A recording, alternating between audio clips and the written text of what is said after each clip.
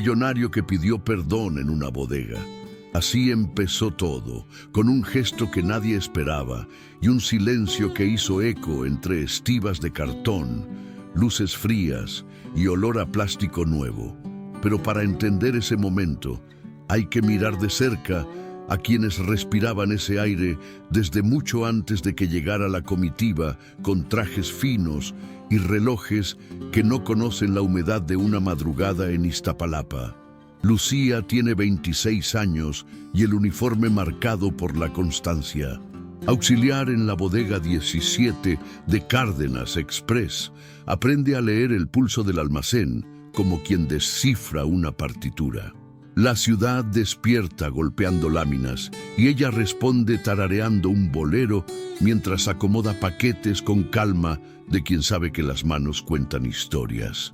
En el bolsillo izquierdo del pantalón siempre guarda algo: boletos del metro, pequeñas reliquias de trayectos pasados, cada uno con una fecha, una estación, un destino que no llegó a ser o que prometió volver. ¿Para qué coleccionarlos? Para recordar que los caminos existen incluso cuando nadie los mira. Vive con su abuelita Rosa, cuyo paso lento sostiene la casa, y con Diego, el hermano que aún juega a ser adulto entre trabajos temporales y sueños urgentes. En la cocina hay vapor de arroz y olor a café barato. En la mesa, cuentas apiladas. En el aire, la risa de una anciana que aprendió a curar tristezas con té de canela y consejos cortos. Lucía conoce la bodega como otros conocen un poema. Sabe la hora exacta a la que el sol se cuela por la rendija del portón metálico y calcina la etiqueta de la estiva D12.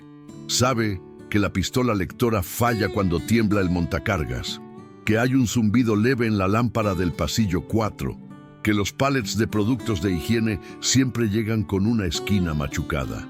Canta bajito mientras apila, y cada caja parece alinearse al compás de su voz. Al supervisor no le gusta que cante, pero calla cuando revisa los números y encuentra el orden que ella deja atrás. Del otro lado de la ciudad, en una torre con ventanales que devuelven el cielo como si fuera propiedad privada, Alejandro Cárdenas firma con pluma fuente. No es un gesto de pose, es una promesa íntima. La tinta negra corre con la firmeza de quien aprendió a escribir con letra grande para que lo vieran cuando nadie quería leerlo. Tiene 39 años. Traje impecable, ojeras de insomnio que ningún corrector cubre. Tiene dinero, sí, pero también los restos de un niño que guardaba monedas en un frasco para comprar cuadernos. Hay costumbres que no cambia. Cada mañana, antes de cualquier junta, toma café de olla que su chofer le trae desde un puesto que no figura en mapas. Ese café le recuerda a su mamá en el mercado: manos morenas, toldo de lona, impulso de vender para que el hijo estudie. El éxito en su mundo es un edificio con ascensor. Pero la memoria se sube por las escaleras. Ese día, Alejandro decide bajar al piso donde las cosas pesan. Anuncia una auditoría sorpresa en la bodega 17. Quiere números limpios, rutas claras, gente despierta. Podría enviar a cualquiera, pero algo lo llama a ir él mismo. ¿Intuición o simple necesidad de recordar de dónde viene? Nadie lo sabe. En el trayecto, la ciudad pasa como un carrusel. Mercados, murales, cables que enredan el cielo. Sus manos sostienen la pluma como si fuera brújula. Anota rápido en una libreta de tapas negras: rotación, merma, tiempos muertos, ruta nocturna. La bodega lo recibe con olor a cartón húmedo y un murmullo que se vuelve rumor. Los jefes enderezan la espalda. Los auxiliares bajan la mirada. Hay cámaras, sí, pero todos dudan si hoy están encendidas. El foco rojo del pasillo 3 parpadea como un secreto. Llegan dos auditores con tablets, la contadora principal con un gesto entre amable y afilado, y el gerente local, que sonríe como se sonríe a la autoridad. Con los labios, no con los ojos, Lucía deja de cantar, ordena su respiración. Las visitas de arriba siempre traen prisas que no caben en los pasillos. El recorrido inicia entre estivas. Alejandro camina midiendo distancias con los ojos, pregunta poco, observa mucho. El eco de sus zapatos contrasta con el rechinar de un patín hidráulico que alguien olvidó aceitar. Un montacargas se detiene y la vibración hace temblar apenas la fila de cajas de productos de limpieza. En la pantalla de un lector, una sombra. El código no coincide con el registro, minúsculo, fácil de pasar por alto en una inspección rápida. Pero Lucía lo ve, porque lo ha visto antes. Porque anoche, cuando el último camión llegó con 15 minutos de retraso y un chofer que no quería firmar, ella notó un detalle en una de las etiquetas.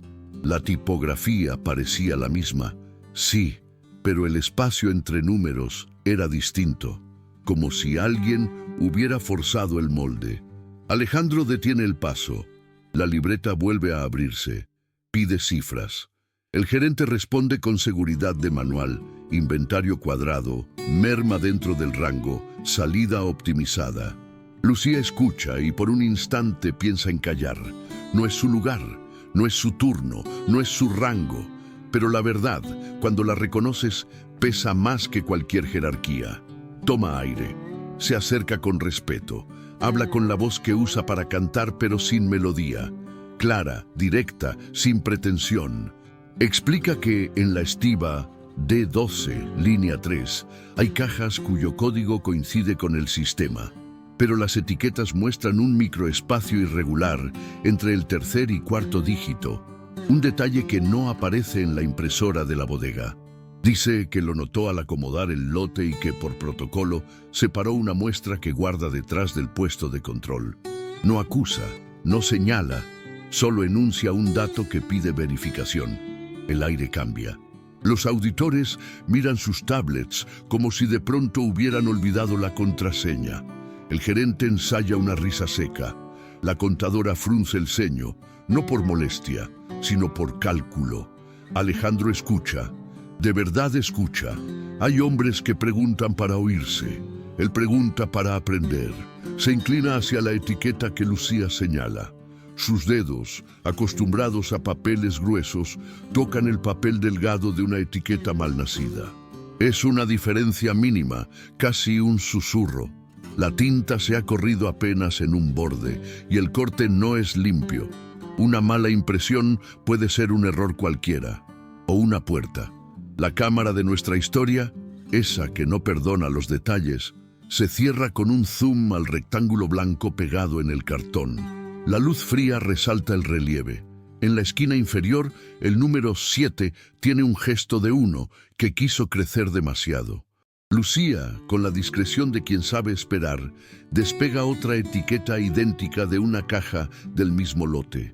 La guarda en el bolsillo junto a los boletos del metro, como si sumara una pieza nueva a su colección de caminos. No es un trofeo, es una pista. Porque las pistas, en la vida real, rara vez llegan con sirenas. Más bien se esconden en la rutina. Alejandro toma su pluma y anota. D12, etiqueta, revisar impresoras, lote nocturno, chofer sin firma. Luego mira a Lucía, apenas un segundo, como quien reconoce un espejo en un lugar improbable. Hay algo en esa forma de observar que le recuerda la lonchería de su madre. La gente que se fija en lo pequeño porque lo pequeño sostiene lo grande. No la felicita, no la exhibe, solo asiente y pide que separe el lote para revisión. La comitiva se mueve, pero deja tras de sí un hilo invisible que une la estiba D12 con un despacho en la torre principal y con un pasado que aún no ha sido contado. Mientras siguen el recorrido, otras pequeñas verdades aparecen. En el pasillo 4, un lector registra 3 segundos de retraso en cada escaneo. Alguien lo atribuye a la batería, pero Lucía sabe que ese retraso empezó hace una semana, el mismo día en que cambiaron las rutas nocturnas. En la puerta trasera, una cámara apunta hacia un ángulo ciego. Nadie se molesta en corregirla porque nadie entra por ahí. En el libro de entradas, una firma repite la misma inclinación, idéntica cada miércoles, como si una mano automática la dibujara sin pensar. Nada de eso es prueba. Todo es contexto. Y el contexto, cuando se alinea, se vuelve destino. La auditoría avanza, y con ella, la incomodidad del gerente que siente que las paredes se acercan medio centímetro con cada observación. Lucía regresa a su ritmo, acomoda, canta bajito, pero la canción ya no es solo música, es la forma de mantener el pulso firme. Piensa en su abuelita Rosa, que esa tarde tendrá cita en la clínica y necesitará caminar despacio. Piensa en Diego, que prometió llegar temprano con una bolsa de pan para la cena. Piensa en su colección de boletos. Tacubaya, Ermita, Constitución de 1917. Cada estación una decisión. Y entonces, sin sirenas ni discursos, se siembra la semilla del gesto que dará nombre a esta historia. Un hombre que aprendió a mandar elige por un instante volver a escuchar. Y una mujer que aprendió a permanecer invisible decide por un instante hacerse notar. ¿Cuántas vidas cambian en un segundo así? ¿Cuántos mundos se mueven cuando alguien guarda una etiqueta en el bolsillo? Antes de seguir, si estas historias de justicia y redención te tocan el corazón, apoya este canal para que podamos contar más. Dale like a este video, compártelo con alguien que necesite esperanza, suscríbete y activa la campanita para no perderte los próximos capítulos. Al final, cuéntanos en los comentarios qué te pareció, qué te gustaría ver y desde dónde nos estás viendo. Tu voz también escribe este relato. La tarde cae sobre la bodega 17 y la ciudad aprieta los dientes para otra noche. Afuera, los claxones dibujan su propio bolero. Adentro, la etiqueta en el bolsillo de Lucía late como un pequeño tambor. Nada ha explotado todavía. Nadie ha sido acusado. Pero el tablero ya cambió. Y aunque pocos lo saben, la historia del millonario que pidió perdón en una bodega empezó aquí, con una mirada que se atrevió a ver y con una prueba tan frágil como un papel que, sin embargo, puede sostener todo un destino. El día siguiente no anunció tragedia. Simplemente entró por la puerta trasera como entra el viento cuando alguien olvida un pestillo. El estibador más joven, apurado por cumplir una meta que nunca parece suficiente, resbaló en el polvo fino que dejan los pallets en el suelo. El peso de la caja giró, el tobillo torció, el cuerpo cayó con un chasquido que hizo contener la respiración a todo el corredor. En menos de un segundo comenzó el efecto dominó. Carritos empujados sin coordinación, un lector pitando fuera de ritmo, voces elevadas intentando cubrir un ruido que crecía. Fue Lucía quien pisó el freno del caos. Un gesto breve, decidido. Levantó el brazo, detuvo el flujo de la banda manual, redireccionó a dos compañeros para formar un pasillo humano, marcó con cinta amarilla que guardaba en el bolsillo y dio instrucciones simples, sin humillar a nadie.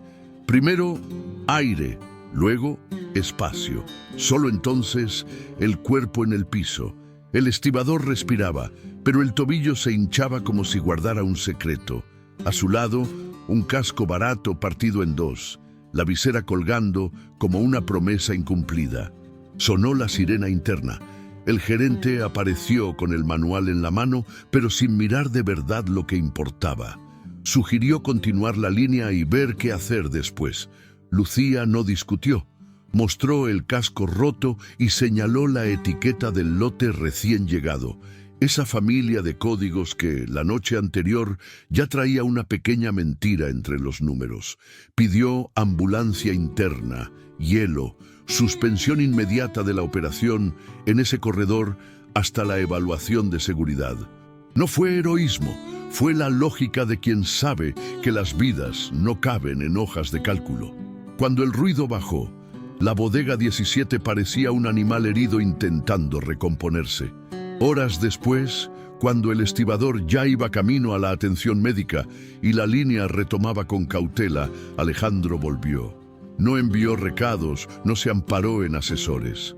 Volvió él, con la misma pluma fuente, la misma sombra bajo los ojos y un cuaderno de tapa negra abierto en una página que ahora decía EPP, urgencia. Agradeció a Lucía la frialdad que evitó una tragedia mayor. Ofreció un bono como reconocimiento inmediato. La vida, sin embargo, le había enseñado a Lucía a reconocer el brillo de las soluciones rápidas que solo limpian la superficie. Ella rehusó. En su lugar pidió otra cosa: cascos decentes para todos, gafas que no se hagan añicos con el primer impacto, guantes que de verdad protejan.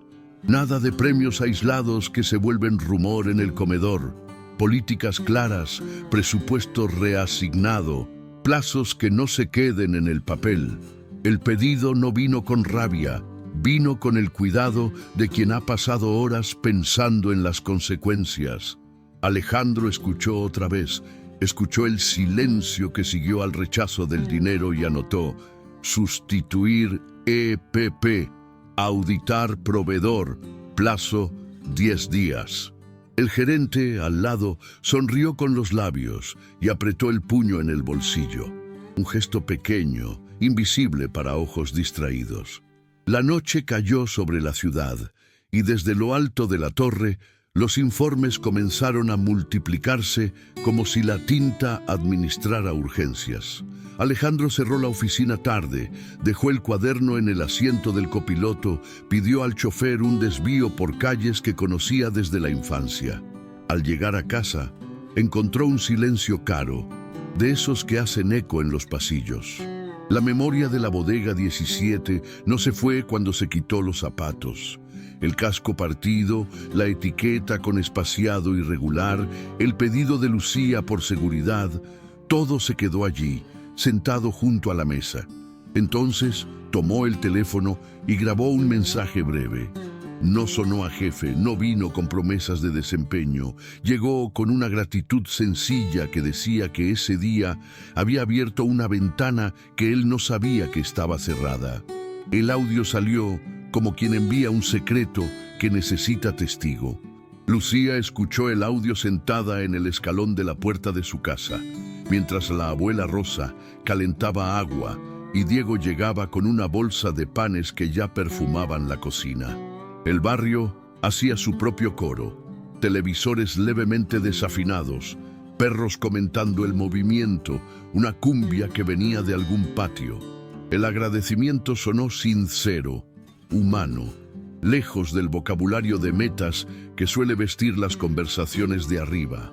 Decía, con pocas palabras, que ella le había hecho ver lo que no veía. Lucía apretó play otra vez, repitió. Guardó el teléfono en el bolsillo. La respuesta no llegó. No todavía. A veces, lo que cambia una vida no es lo que se dice, sino el tiempo que se tarda en responder. Afuera, una moto cruzó la calle y redujo velocidad frente a la casa. Miró poco, siguió de largo, casi nada, casi todo. A la mañana siguiente, Lucía volvió a la bodega con la serenidad de quien aprendió a alinear el cuerpo antes de cualquier batalla. Había carteles nuevos improvisados, un aviso de revisión de seguridad en curso y un murmullo que se escurría entre los pasillos. Al mediodía, un recado distinto. Alejandro propuso un café fuera del circuito empresarial. No una sala acristalada, no un restaurante que exige reserva. Una taquería en el barrio Doctores. Mesas de metal que tiemblan un poco cuando alguien golpea el codo. Olor a carne chisporroteando en la plancha. Una radio sintonizada en un programa antiguo. Era un lugar donde los secretos de la gente grande suelen volverse humanos. Se sentaron apartados del flujo frente a una pared cubierta de azulejos con pequeñas fallas que recordaban mapas. El primer minuto fue el más difícil. El encuentro improbable entre mundos suele exigir un ajuste de temperatura. Alejandro no habló de números. Habló del peso en los párpados que los informes no borran.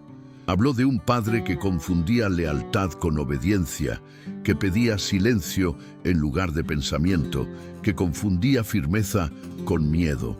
Dijo que el éxito, a veces, viste los errores antiguos con tela cara, Lucía no respondió con consejos, devolvió verdad. Contó del qué dirán que persigue a mujeres como ella cuando alguien de arriba se acerca. Contó del hermano que no aguanta más entrevistas que prometen y no llaman. Contó de la abuela que se preocupa por las cuentas mientras reza por salud. Dijo que si algún día su voz usara un micrófono, preferiría que fuera para pedir botas que no resbalen en suelo de polvo, no para recibir un certificado en una foto. Entre una tortilla y otra, el hilo invisible que los había unido en la bodega 17 empezó a tomar forma. No había romance allí, no todavía. Había confianza naciendo como nacen las cosas que de verdad duran, despacio, con espacio para la vacilación. Alejandro contó que ya había solicitado revisión del contrato de EPP, citó fechas, pidió al jurídico cruzar el proveedor actual con cambios de rutas y fluctuaciones de merma. Lucía hizo lo de siempre, ofreció detalles que nadie anotaría si no tuviera las manos en la caja. Recordó el lector que retrasa 3 segundos desde la semana pasada, la cámara que insiste en apuntar al ángulo ciego, el camión nocturno que llega 15 minutos tarde con un chofer nuevo cada miércoles. No acusó, conectó puntos. El mapa empezó a existir, aunque borroso. La incomodidad no desapareció. Es parte de la honestidad. En ciertos momentos, ninguno de los dos sabía dónde poner las manos. El ruido de la plancha cubrió lapsos de silencio que, en otro escenario, serían embarazosos. Allí eran apenas respiraciones, y en ese espacio se dibujó una decisión silenciosa. Seguir mirando lo pequeño, porque lo pequeño apunta siempre a lo grande. A la salida, la calle respiró con ellos. Un viento leve pasó y levantó un volante del suelo. Lucía sintió vibrar el teléfono. Una notificación cualquiera, banal, tan banal como las cosas que disimulan tramas. Entre ellas, una línea que llamaba la atención. Audio reenviado. No el suyo, el de él. Tal vez sistemas, tal vez un error, tal vez nada. La duda quedó al fondo del bolsillo, junto a los boletos del metro y la etiqueta que decía más de lo que parecía. Si esta historia de coraje cotidiano y de cambios que empiezan con un gesto tiene sentido para ti, apoya este canal para que podamos continuar. Dale like a este video, activa la campanita de notificaciones para acompañar los próximos capítulos, comparte con quien necesite una esperanza concreta y cuéntanos en los comentarios tus impresiones, sugerencias y desde dónde nos ves. Tu participación sostiene este proyecto tanto como cualquier guión. Al despedirse, la taquería volvió a su ritmo normal, ollas cantando, meseros cruzando como quien baila una coreografía antigua. Alejandro regresó a la torre con un cuaderno más pesado y una pregunta empujándole el pecho por dentro. Lucía volvió a la bodega 17 con la sensación de haber entrado en un pasillo nuevo y sin señales. En el bolsillo, la etiqueta guardada. En el aire, una promesa que aún no sabía decir su nombre. Y en algún lugar entre el barrio Doctores e Iztapalapa, una historia comenzó a doblar sus esquinas, como lo hacen las historias que, tarde o temprano, van a cobrar la cuenta a quien confunde lealtad con obediencia. El rumor no nació en un pasillo, nació en un píxel. Una foto borrosa, un vaso de café, 2 sombras reconocibles si se mira con ganas de creer. Recursos Humanos la recibió por correo anónimo con asunto alarmante y adjunto repetido como un eco. La taquería de la Doctores. Una noche cualquiera. La mesa que aún retenía el brillo de la grasa en la luz de neón. La imagen venía con un detalle que a simple vista parecía ruido. Un reloj digital al fondo, marcando la hora, y el reflejo de una camioneta con el logotipo de la empresa, curvado por el vidrio. Bastó para encender protocolos. Bastó para convertir un encuentro prudente en expediente. Mientras el correo subía por la cadena jerárquica, la bodega hizo lo que las bodegas hacen cuando huelen sangre en el agua. Habló. No necesitó pruebas. Le bastó el gusto por las versiones que alivian frustraciones. La ascendieron por guapa. Entró por la puerta chica y salió por la grande. Con razón pide cambios. Con razón manda callar al gerente. Nadie dijo su nombre. No hizo falta. Lucía, sin embargo, siguió ordenando cajas y respirando hondo entre lectura y lectura, como quien aprende a moverse bajo el agua. Sabía que el rumor deja siempre su película de sal sobre la piel. Sabía también que el silencio correcto vale más que 10 réplicas mal colocadas. Al final del turno, presentó por escrito un pedido que ningún susurro podía tergiversar. Cambio de área, no para subir, no para quedarse cerca, para tomar distancia. Propuso rotar a control de inventario central durante la auditoría de EPP y hasta que el proceso con el proveedor quedara cerrado. Quiso cortar de raíz cualquier dependencia directa de Alejandro. Quiso quedarse, pero lejos. Lo explicó con la claridad de quien sabe que la ética no es un adorno, sino una estructura de carga. En el formulario, 3 líneas bastaron: evitar conflicto de interés, proteger la investigación, proteger su nombre. En el reverso, guardó la etiqueta de D12, ya un amuleto que no daba suerte sino dirección. El gerente local procesó la solicitud con celeridad sospechosa. Ofreció un destino temporal que sonaba a esquina perdida. Archivo físico en una oficina sin ventanas, lejos del pulso real de la operación. Fue una sonrisa sin dientes. Lucía leyó entre líneas, rechazó con cortesía. Pidió inventario central, pidió un turno matutino que no cruzara con las rutas nocturnas en revisión, pidió acceso a los registros que ya venía rastreando. Lo sustentó con hechos, su pericia en detectar discrepancias, su lista de incidencias, el lector que retrasaba 3 segundos, la cámara que apuntaba a un ángulo ciego. No pidió favores, pidió trabajo útil. El rumor, sin embargo, ya había encontrado su propia ruta nocturna. Alejandro recibió la copia del pedido de cambio cuando el correo de recursos humanos aún buscaba asiento.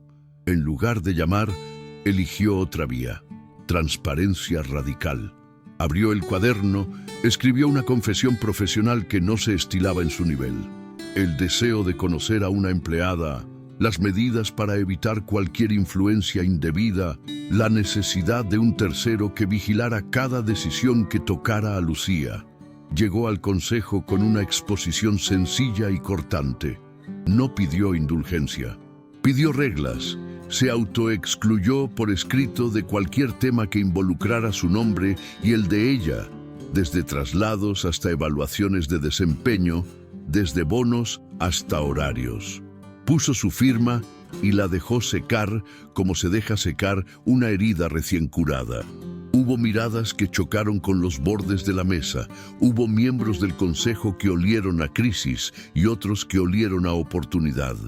El jurídico propuso un proceso de ética con auditor externo, con trazabilidad completa. ¿Quién supo qué? ¿Cuándo? ¿Por qué canal? Alejandro asintió. Aceptó que su voz perdiera peso dentro de ese perímetro. Aceptó el costo simbólico de ocupar menos espacio para que los hechos ocuparan más. No era una declaración de amor, era un acto de contención. Era una pared levantada a tiempo para que el fuego, si venía, no encontrara madera seca en cada esquina. Pero el fuego llegó primero a los teléfonos. Un microinfluencer con hambre de tema y olfato para la indignación subió una serie de historias bajo una etiqueta que se volvió espada. No es amor, es abuso. El relato cabía perfecto en 3 pantallas: el poderoso, ella empleada, una foto desde lejos, un vaso de café, una leyenda que ya venía escrita por décadas de abusos reales que piden reparación. No importó que allí hubiese alguien intentando hacer lo correcto por la vía más difícil. Importó la trama que el público reconocía sin esfuerzo. La narrativa, una vez encendida, no preguntó por matices. Los mensajes llegaron a Lucía como piedras envueltas en celular. Interesada, vendida, trepadora. También llegaron voces que pedían calma, que preguntaban por pruebas, que recordaban su trabajo en la bodega, su aviso a tiempo, su petición de EPP decente. Pero el ruido siempre grita más que la razón. Una noche, cuando la abuela Rosa subió con paso lento a la azotea para tender una cobija y agarrar un poco de aire, encontró a Lucía mirando la ciudad como se mira un mar antes de una tormenta. No hablaron largo, lloraron lo suficiente. La abuela sostuvo su nuca con una mano pequeña y firme. El viento de Iztapalapa hizo vibrar una antena cercana y por un segundo todo sonó como si la ciudad entera respirara con ellas. Abajo, el barrio siguió su coreografía.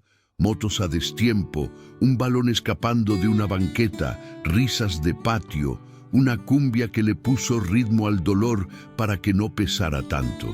Lucía pensó en renunciar, pensó en borrar su nombre de cualquier planilla que la conectara con una historia que no había elegido. Pero también pensó en los cascos nuevos que empezaban a llegar a las bodegas, en los lentes que ya no se rompían a la primera chispa, en la lista de colegas que, a pesar de los rumores, le dejaban una galleta en el casillero o un papel con un gracias escrito a mano. Pensó en la etiqueta del D12, en el lector con 3 segundos de atraso, en el camión de los miércoles. Las piezas no se habían movido por capricho. Alguien las había empujado. En Polanco, Alejandro apagó el penthouse por completo y dejó que la ciudad hiciera el ruido que sus pensamientos no podían. No quiso cocina de autor ni servicio a domicilio. Bajó a la esquina y compró un sándwich envuelto en papel que crujía como un recuerdo. Comió de pie, apoyado en la barra fría, sin mirar el teléfono que vibraba a intervalos regulares con alertas de reputación, consejos de crisis, estadísticas de alcance. Revisó el informe preliminar del Comité de Ética. El audio que él grabó aparecía como reenviado antes de que llegara a Lucía, un detalle técnico que un analista subrayó sin explicación clara. Alguien había interceptado un impulso humano y lo había convertido en combustible. El rastro no iba hacia la taquería, iba hacia un servidor interno. El lunes, Inventario Central aceptó el traslado de Lucía con condiciones respetuosas, tareas definidas, supervisión paralela, reporte directo a una jefatura sin vínculos con la bodega 17. La decisión se comunicó sin adjetivos. A la par, el comité publicó una nota breve. Había iniciado una revisión de procesos y relaciones de poder. Se preservaría el anonimato de todos los testigos. Se establecerían medidas cautelares para evitar represalias. Fue un párrafo limpio, casi aséptico, que intentó poner hielo sobre una herida abierta. En la bodega, sin embargo, los ojos siguieron midiendo a Lucía como quien evalúa un producto con etiqueta dudosa. Ella lo sostuvo con la calma que se reserva a las tormentas largas. El microinfluencer, alimentado por la marea, subió otra tanda de historias. Esta vez, añadió gráficos, una línea de tiempo, una conclusión apresurada. Lo que no mostró fue de dónde había salido la primera foto, quién la tomó, por qué razón. El reflejo del logotipo en el vidrio coincidía con la hora exacta en que un correo interno había sido abierto por primera vez en un escritorio de recursos humanos. La coincidencia olía a guión. Una coincidencia demasiado exacta deja de ser coincidencia y se vuelve aviso. Lucía se aferró a lo que la había traído hasta aquí. El trabajo minucioso, la lista de pequeñas verdades que, alineadas, muestran el dibujo que a simple vista no se ve. En su nuevo escritorio, una mesa limpia, una silla que no cojeaba, una ventana que dejaba entrar un rectángulo de sol, desplegó registros de lote, firmas de entrada, tiempos de lectura. No cazaba culpables, buscaba patrones. En un margen anotó lo que ya intuía. Cada miércoles con chofer nuevo, cada miércoles con camión atrasado, cada miércoles con merma dentro del rango aceptable. Y cada miércoles, curiosamente, un pico de conversación en redes activado por perfiles recién creados que repetían la misma frase con la misma puntuación. No eran pruebas, eran flechas. Alejandro, por su parte, mantuvo la palabra dada al consejo. No llamó, no escribió. No apareció por los pasillos donde su presencia podía pesar más que cualquier número. Siguió obsesivo con el plan de EPP y con la auditoría del proveedor. Siguió empujando el cambio de rutas. Siguió preguntándose si la ética alcanza cuando el relato público ya te ha elegido villano o héroe sin preguntar. En un borde de su cuaderno dejó 2 columnas enfrentadas. Proteger la investigación, protegerla a ella. No se excluían, exigían equilibrio. La pregunta que tituló esta etapa de sus vidas no encontraba respuesta. ¿Amor o abuso de poder? En la bodega, la frase se volvió arma arrojadiza. En el consejo, se volvió advertencia legal. En el teléfono de Lucía, se volvió aguijón. En la casa de la abuela, se volvió oración. Y sin embargo, bajo el ruido, otra pregunta crecía silenciosa. ¿Quién gana cuando se destruye la reputación de quien intenta cambiar lo que no conviene a unos pocos?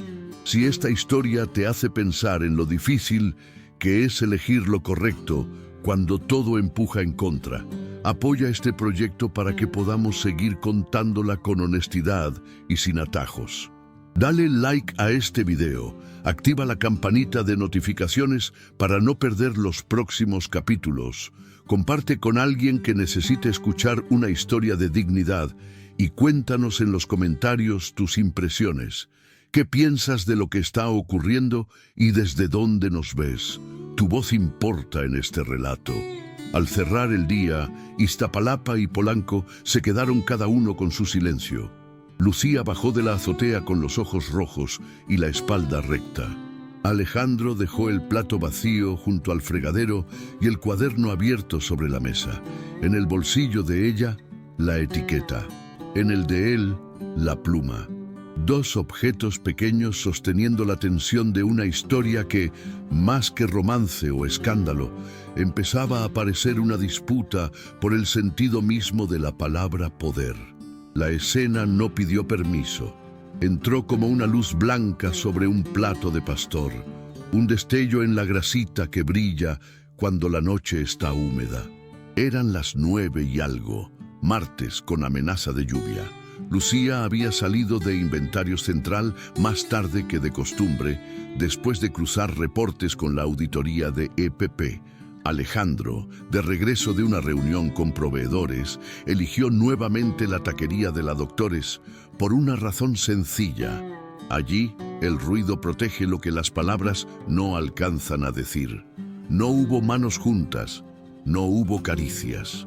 Hubo un mismo plato de pastor compartido para no alargar la visita, una servilleta partida en 2 y una conversación que apenas tocó el borde de lo personal. Rutas, cascos, tiempos, la insistencia de los miércoles. Bastó eso para que un teléfono detrás del vidrio capturara lo que necesitaba. 2 sillitas metálicas, el reflejo de un logo curvado en una ventanilla, un ángulo que convertía proximidad en intimidad. La foto explotó en X, con una leyenda que parecía escrita de antemano: millonario compra silencio. El hilo que siguió tejió datos desordenados con opiniones rotundas. En minutos, la etiqueta "no es amor, es abuso" se combinó con otra aún más eficaz para el escándalo: y Cárdenas Express. Las menciones a la marca se volvieron un muro de ecos. El índice de sentimiento negativo se desplomó y las llamadas del área comercial llegaron con la ansiedad de quien escucha un vidrio crujir. 3 clientes corporativos detuvieron campañas. El equipo de reputación activó manuales que suenan a anestesia cuando el dolor es público. En la bodega, cada nueva notificación caía como polvo fino sobre las cajas, imperceptible al principio, asfixiante con el tiempo. El consejo se reunió esa misma noche, con la urgencia que no concede matices. Hubo presentaciones de crisis, gráficas de tendencia, mapas de calor. La discusión fue menos sobre lo verdadero y más sobre lo visible. La conclusión, redactada en términos administrativos, pero con filo de ultimátum, llegó limpia y fría. O Alejandro se separaba públicamente de Lucía, comunicado, distancia, renuncia a cualquier trato que la involucrara, o se convocaría a una votación extraordinaria para destituirlo como director general. Las opciones parecían dos puertas. En ambas, alguien perdía más que un título. Alejandro escuchó entero, con el codo en la mesa y los ojos en una esquina de su cuaderno. Sintió en el cuerpo la tentación de elegir la salida que apaga incendios a cualquier costo. Entonces dijo lo que nadie esperaba. No pidió que se archivara la conversación, no buscó un arreglo privado. Planteó lo impensable, una asamblea abierta con empleados de piso y mandos medios, sin prensa y con moderación externa, para exponer con trazabilidad cada decisión, cada correo, cada cambio propuesto desde la etiqueta mal impresa hasta el plan de EPP, y someterse a un voto de confianza interno que obligara al Consejo a acatar el resultado. Añadió que, si ese voto le era adverso, cedería temporalmente sus funciones ejecutivas a un interinato elegido por el mismo Consejo y colocaría sus acciones con derecho a voto en un fideicomiso ciego hasta el cierre de la investigación ética. No era una jugada romántica, era un riesgo calculado para devolver el centro a quienes cargan la empresa con las manos. Lo miraron como se mira una grieta que aparece en una pared recién pintada. El jurídico pidió un receso. Alguien masculló la palabra precedente. La reunión se suspendió para la mañana siguiente, con un aire de moneda en el aire. Corte en negro. Mientras ese corte respiraba, Lucía escribía. No discursos, no defensas. Una carta de 2 párrafos, palabras secas y un pliegue que dolía en los dedos. Había comprendido que su nombre se había convertido en palanca ajena, herramienta útil para quienes preferían un escándalo que desviara la mirada de lo que de verdad dolía. El proveedor bajo auditoría, las rutas con retrasos quirúrgicos, los miércoles que no eran casualidad. La carta no hablaba de amor ni de héroes, hablaba de responsabilidad. Decía, en una frase que abría y cerraba la herida, que si su nombre costaba un puesto, era mejor borrar su nombre del centro del tablero. No porque aceptara la mentira del rumor, sino porque negaba a la mentira el poder de decidir por ella. Buscó un sobre sencillo, de esos que encajan en cualquier bandeja. Deslizó dentro la hoja y como separador, la etiqueta mal impresa que había guardado desde la estiva D12. No era un recuerdo, era un mapa. En la solapa escribió solo 2 iniciales y dejó el sobre en la recepción de inventarios central antes del amanecer, cuando la ciudad todavía respira a medio pulmón. Caminó hasta el metro con la certeza áspera de quien elige una distancia que duele. Cambió su ruta, cambió de andén, cambió de vagón cuando el instinto le dijo que alguien la estaba mirando demasiado. Decidió no verlo más, por ahora. No como castigo, no como renuncia, sino como la única manera de proteger un trabajo que había empezado mucho antes de que una cámara decidiera cuál era la historia oficial. La marca seguía cayendo en reputación. El microinfluencer encontró en la nueva foto gasolina para otro día de furia. En los pasillos de la bodega 17 se multiplicaron las versiones diminutas de la gran acusación. Media sonrisa al pasar, una servilleta con un dibujo obsceno en el comedor, una puerta que se cerraba un segundo antes de que ella cruzara. En medio de ese ruido llegaron los cascos nuevos, llegaron los lentes, llegaron guantes que no se rompían a la primera. Llegó también un nuevo protocolo de recepción de camiones con doble verificación los miércoles. No eran victorias limpias, eran primeras piedras.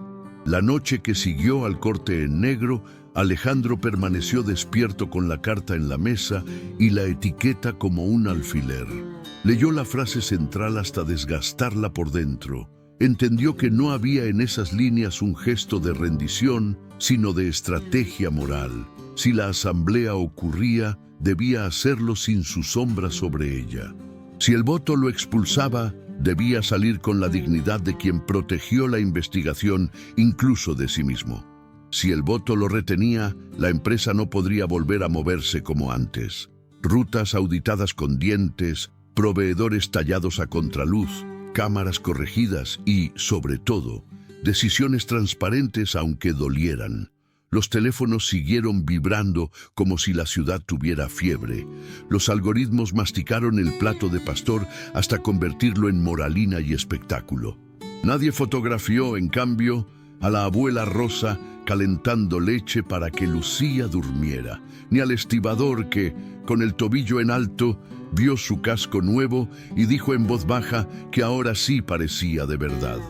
Nadie subió historias del silencio de un penthouse apagado con un sobre blanco sobre la mesa, pero esas escenas, invisibles para el trending, sostuvieron el peso del capítulo como vigas bajo un escenario.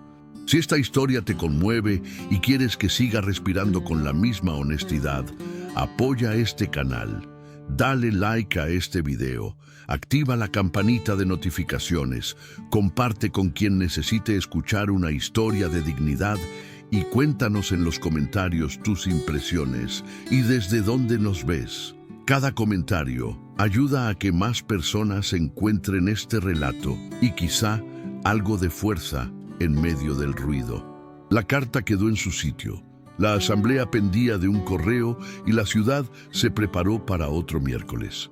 En la esquina de todo, una etiqueta mal impresa separaba dos páginas, la de un rumor que exigía sacrificios y la de una verdad que pedía tiempo. La elección de Lucía había trazado una línea. Del otro lado, el consejo afilaba la suya. El próximo movimiento ya no sería privado. Sería una sala llena de gente con manos curtidas, una voz que respira hondo antes de hablar y un voto que por primera vez haría crujir el poder desde abajo. La asamblea empezó antes de que alguien hablara. Empezó con la luz blanca del auditorio encendiéndose a la vez en todas las pantallas de la empresa. Transmisión interna a bodegas, oficinas y rutas, un contador de conexión que iba subiendo como si midiera los latidos de una criatura inmensa. Un moderador externo tomó nota del quórum. El comité de ética se sentó en primera fila y detrás, escalonados, jefaturas, operarios con chalecos aún manchados de turno, administrativos con los ojos cansados por las planillas. Los teléfonos quedaron prohibidos por una hora. El silencio, en cambio, estaba invitado. Alejandro subió al escenario sin la sombra del cargo. Traje oscuro, cuaderno de tapa negra en la mano, la pluma guardada como se guarda un arma descargada. No apeló a gráficos ni a slogans. Fue directo al punto que podía romper o recomponer la casa. Anunció que transfería el 80% de sus acciones a un fideicomiso de empleados con derecho económico y voto ponderado por antigüedad y horas efectivamente trabajadas, inicio inmediato, cronograma público, auditoría anual independiente. Explicó que el 20% restante quedaría sujeto a restricciones, sin dividendos personales, hasta que los estándares de seguridad, sueldos base y rotación llegaran a metas verificables definidas por una comisión mixta. Anunció también su renuncia como CEO, efectiva al cierre de la asamblea, con un interinato designado por el consejo y supervisión del propio fideicomiso. Dijo que la empresa tenía que aprender a respirar desde el piso y que, si el nombre que la fundó estorbaba, era mejor quitarlo de la puerta ejecutiva. La sala no aplaudió. No por falta de emoción, sino por incredulidad. Había caído la primera pared. Entonces dio el paso que nadie había imaginado. Presentó un documento notarial firmado esa mañana, un acuerdo prenupcial unilateral, registrado y público, que establecía que, en el improbable caso de que él y una empleada, sin nombrarla, iniciaran una relación y acabaran casándose, ella tendría 0 derechos económicos sobre su patrimonio, sus acciones o sus bienes presentes y futuros. No era un gesto de frialdad, era la forma de amputar, de raíz, el incentivo material que alimentaba rumores y titulares. Un corte limpio para que el sentimiento, si algún día existía, no arrastrara a la empresa a un juicio sobre ventajas. El auditorio quedó mudo. No era romanticismo, era cirugía ética. Pidió al moderador que encendiera la segunda cámara. En pantalla apareció un marco sencillo, madera clara, vidrio sin reflejos. Alejandro lo sostuvo con las 2 manos como se sostiene algo que pesa más por dentro que por fuera. Era una hoja blanca con tipografía humilde. Arriba, un título a pluma. Carta desde la bodega 17. Debajo, una frase que había cambiado la arquitectura de su cabeza meses atrás, cuando nadie sospechaba de etiquetas mal impresas ni de miércoles sospechosos. La productividad sin dignidad es rotura en cámara lenta. La carta estaba firmada con una única inicial, L. Había llegado al buzón físico de la sede central, sin remitente, sin rencor, con 3 ejemplos concretos de pequeñas humillaciones diarias que no salen en los reportes: guantes que cortan, relojes marcando tiempos imposibles, cámaras apuntando al lugar equivocado. Contó que esa hoja lo había obligado a volver los ojos a donde un día habían estado, que desde entonces llevaba el papel enmarcado como brújula privada. Dijo, con voz llana, que no sabía quién era L y que nunca había intentado averiguarlo. La sala respiró hondo al mismo tiempo. En el fondo del auditorio, detrás de una hilera de chalecos reflectantes, una mano tembló antes de levantarse. No fue un estallido, fue un ascenso pequeño y firme. El moderador miró hacia allí y, cuidando la neutralidad, aguardó. La cámara interna tardó 1 segundo en encontrarla. Cuando la imagen llegó al resto de las pantallas, la ciudad entera vio a Lucía de pie, los dedos apretando el borde de la silla como si fuera un ancla. No buscó el centro, no buscó dramatismo. Respiró y solo entonces dejó que la frase saliera. Yo la escribí. No hubo más. Bastó. El primer aplauso sonó tímido, como si pidiera permiso. Luego llegó otro más, y otro, y otro. Los operarios golpearon suave las rodillas con las manos. Los administrativos olvidaron por un momento el pudor del traje. El comité de ética apretó los labios para no sonreír demasiado pronto. La ovación se puso de pie cuando alguien de seguridad industrial, un hombre de manos enormes y casco nuevo, se levantó sin mirar a nadie y empujó a la sala con el ejemplo de su cuerpo. No aplaudían una historia de amor, aplaudían que el poder, por una vez, se nivelara antes de atreverse a cualquier otro nombre. Alejandro escuchó el aplauso de pie, pero fuera del foco, un paso atrás, los hombros quietos. No buscó su mirada. No hizo gesto alguno que se pudiera confundir con halago o posesión. Pidió que constara en actas lo que acababa de ocurrir y devolvió la palabra al moderador para detallar el procedimiento del voto. Primero, la ratificación o rechazo del fideicomiso. Segundo, la aceptación o no de su renuncia y del interinato propuesto. Tercero, la aprobación de medidas inmediatas en seguridad, rutas y auditoría al proveedor bajo sospecha. La asamblea no era un teatro, era un timón. En las bodegas conectadas, la señal osciló por un momento y luego volvió nítida, como si la infraestructura también respirara. En la bodega 17, alguien dejó una etiqueta vieja al borde del casillero de Lucía con una flecha dibujada a mano hacia la palabra dignidad. En inventario central, una jefatura se acercó a su escritorio vacío y, sin dejar una nota, acomodó 2 sillas iguales a la misma altura. En Polanco, frente a una pantalla donde la transmisión entraba con segundos de delay, el microinfluencer buscó una narrativa y, por primera vez, no la encontró tan fácil. El millonario que dejó de serlo no encajaba en su plantilla de escándalo rápido. La reacción del consejo fue menos sonora. Había inquietud por el precedente, preocupación jurídica, cálculos que ya no cerraban con la matemática acostumbrada de poder concentrado. Pero la sala, en pie, les exigía otra contabilidad, la de la confianza. El moderador llamó a votación. Los resultados se proyectaron con un grafismo simple para no convertirlos en espectáculo. Aprobación del fideicomiso por amplia mayoría. Aceptación de la renuncia ejecutiva también por mayoría, con un interinato sujeto a rendición de cuentas trimestral ante el comité mixto. Paquete de medidas urgentes en seguridad y logística votado casi por unanimidad. El auditorio no estalló, exhaló, como si soltara un nudo viejo. Lucía volvió a sentarse con una calma nueva, sabiendo que el acto de decir «yo» había tenido menos que ver con ella que con quienes estaban detrás. El estibador con el tobillo en alto, la abuela Rosa doblando una cobija, Diego volviendo a casa con pan caliente, los dedos anónimos que mueven el mundo sin que su nombre aparezca. No pensó en promesas. Pensó en trabajos por hacer, rutas de miércoles con verificación doble, lectores que ya no se demoran 3 segundos, cámaras que dejen de mirar al ángulo ciego.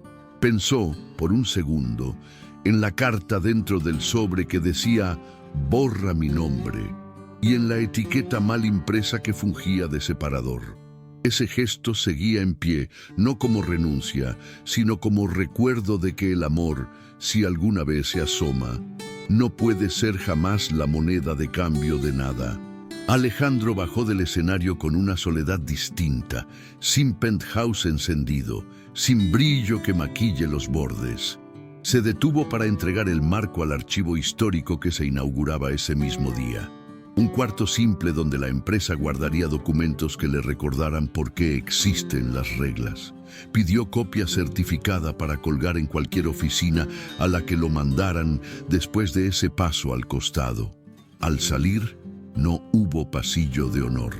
Hubo manos normales, una tras otra, que tocaron su hombro como se saluda a alguien que decidió caminar con los demás. Si esta historia te está tocando y quieres que continúe con la misma fuerza y honestidad, ayúdanos a sostenerla. Dale like a este video, activa la campanita de notificaciones, compártelo con quienes buscan relatos de dignidad y cuéntanos en los comentarios tus impresiones. ¿Qué piensas de este giro y desde dónde nos ves? Tu voz alimenta esta narrativa tanto como cualquier capítulo. La transmisión cerró con una pantalla en negro que no prometía finales rápidos. Las manos volvieron a sus tareas con una gravedad que no pesaba, sino que ordenaba. En algún lugar de Iztapalapa, una carta enmarcada había dejado de ser un secreto, y en algún borde preciso entre la justicia y la esperanza, la historia giró sin pedir permiso, para que el poder dejara de ser un techo y pudiera empezar a ser un piso compartido. El silencio no cayó de golpe, fue llegando como neblina de madrugada, pegándose a las cortinas, a los horarios, a la manera de decir hasta luego, sin promesas. 3 meses sin verse, 3 meses en que cada quien aprendió a respirar sin el otro, como si los pulmones tuvieran memoria propia.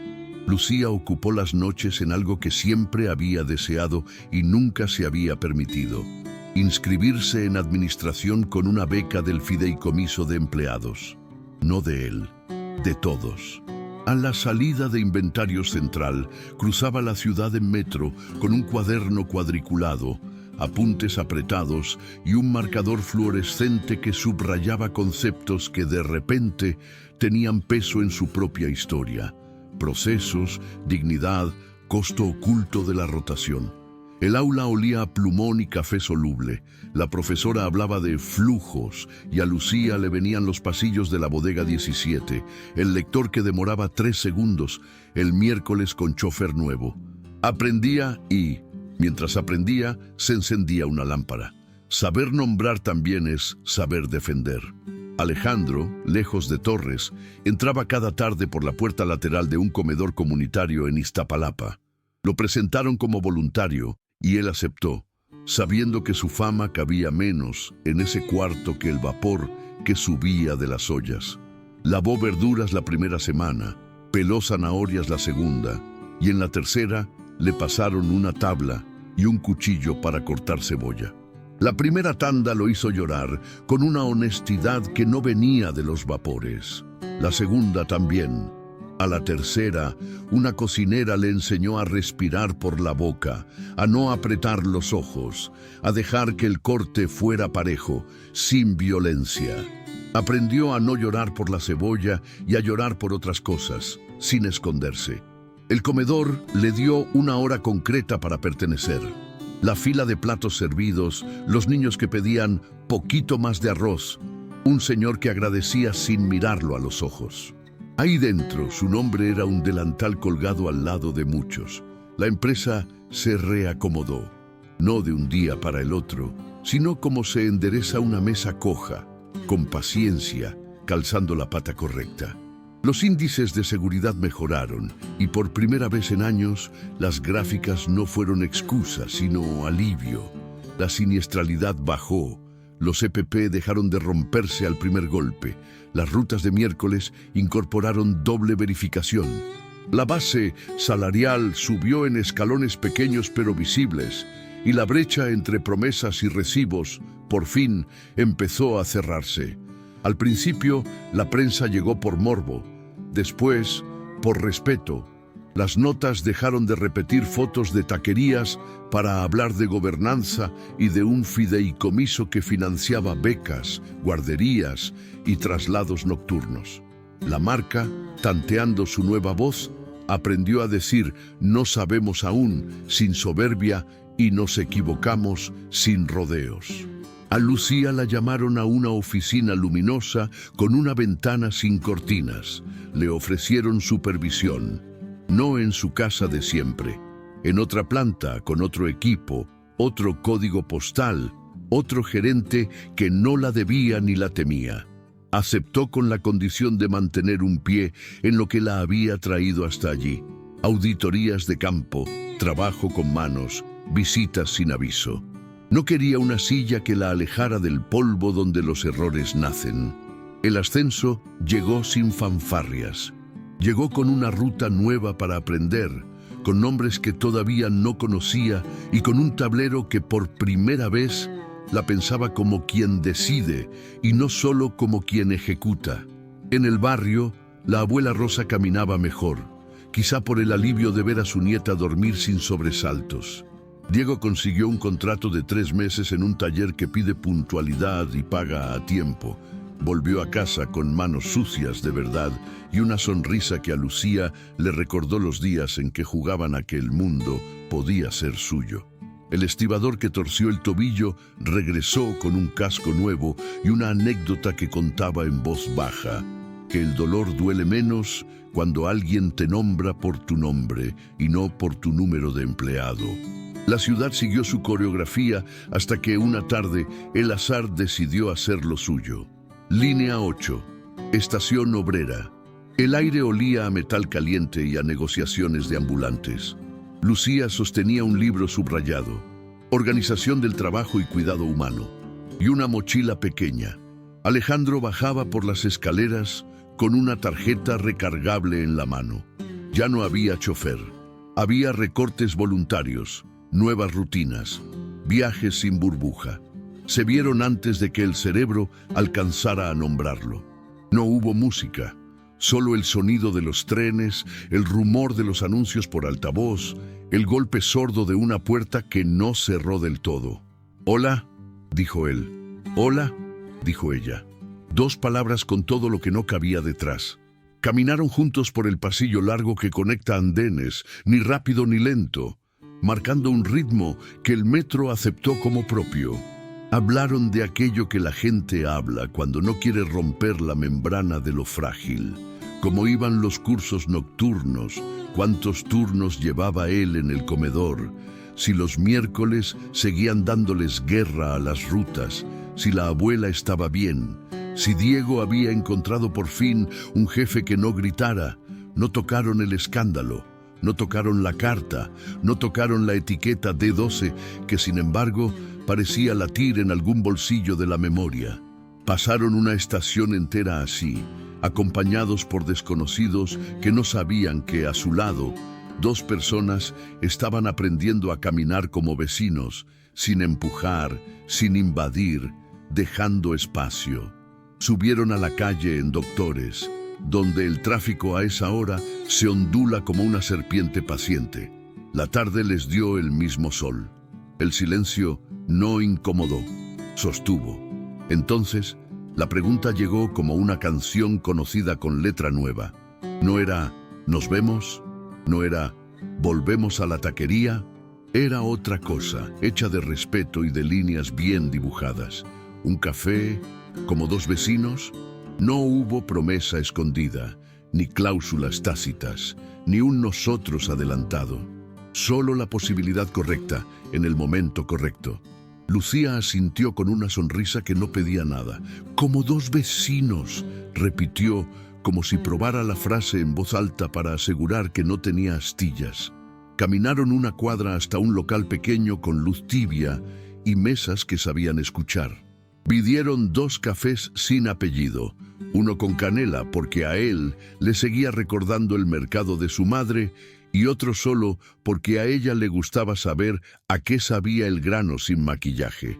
Hablaron de libros, de la maña para que no pique la cebolla, de cómo la empresa había decidido colgar en cada planta una copia de la Carta desde la Bodega 17 como recordatorio cotidiano. Hicieron planes pequeños, de esos que no exigen juramentos, compartir apuntes, cruzarse en un voluntariado de fin de mes, visitar una vez al trimestre las rutas de miércoles para constatar que la vigilancia no se duerme. La ética, ahí sentada con ellos, no era una policía, era un territorio, una mesa donde cada gesto recuerda por qué se sientan. Cuando se despidieron, ninguno de los dos intentó estirar el instante más de lo que debía. Habían entendido que la sanación no es un atajo. Es un camino largo que a veces se recorre en metro y otras en silencio, pero siempre mirando hacia adelante. Si esta historia de segundas oportunidades, dignidad y equilibrio te acompaña y quieres que llegue a más personas, apoya este canal. Dale like a este video. Activa la campanita de notificaciones para seguir los próximos capítulos. Compártelo con quien necesite escuchar una historia de esperanza concreta. Y cuéntanos en los comentarios tus impresiones. ¿Qué piensas de esta etapa y desde dónde nos ves? Tu voz ayuda a sostener este relato. Esa noche, en casas separadas, prepararon el día siguiente con una calma nueva. Lucía dejó marcadores y un horario de estudio pegado al refrigerador. Alejandro guardó una receta de sopa en el bolsillo doblada en 4, al lado de la tarjeta del metro. No había certezas de amor.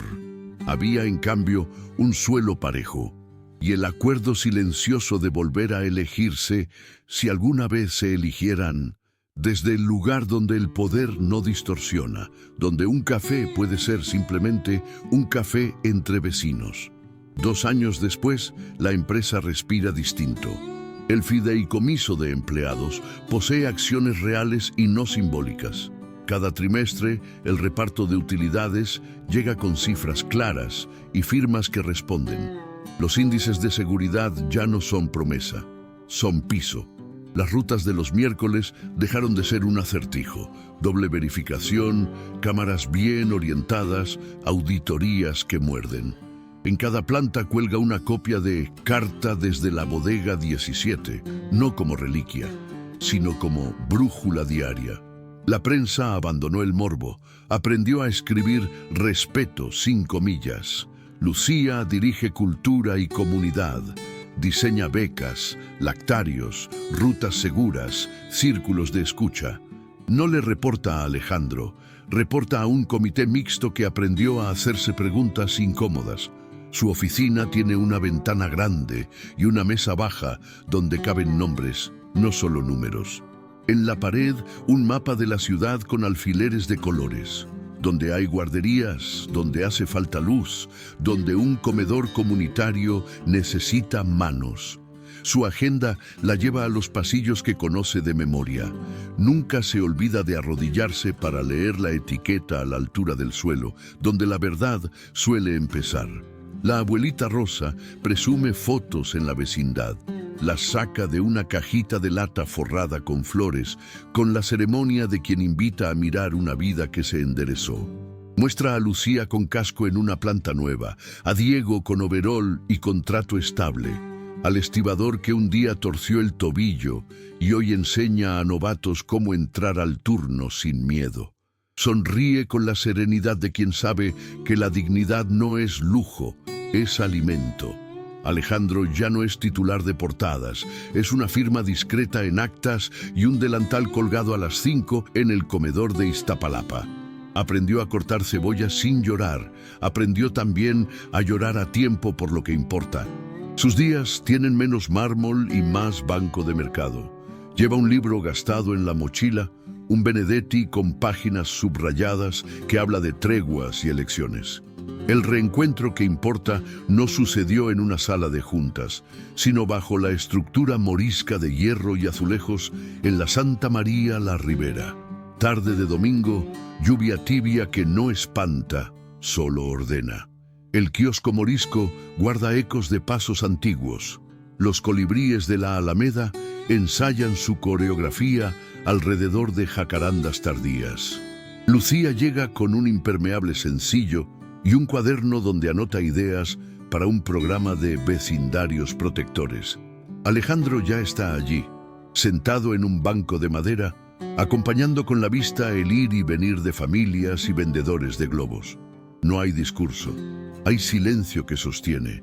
Él saca del bolsillo un separador, la etiqueta mal impresa que un día fue pista y ahora vive dentro del Benedetti, como recordatorio de la grieta por donde entró la luz.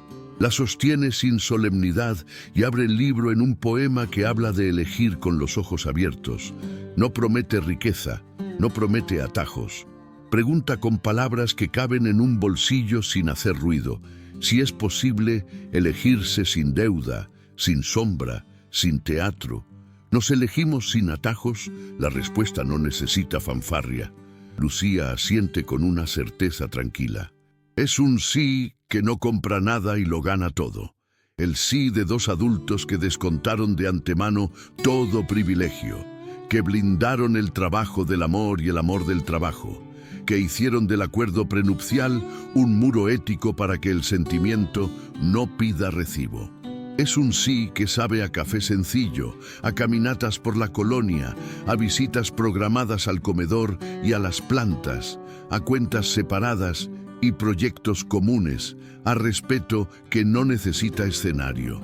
El mundo alrededor sigue su curso. Un músico callejero puntea un bolero que parece haberlos esperado. La lluvia afina el aire. Un niño corre detrás de una pelota que dibuja círculos en el agua. Y sin embargo, algo terminó de cambiar. El poder ya no es techo ni jaula, es un piso parejo desde el cual se eligen. ¿Qué estarías dispuesto a perder para amar sin deuda? Si este final te conmovió y quieres que más personas encuentren historias donde la dignidad vence, apoya este canal. Dale like a este video, activa la campanita de notificaciones, compártelo y cuéntanos en los comentarios tus impresiones.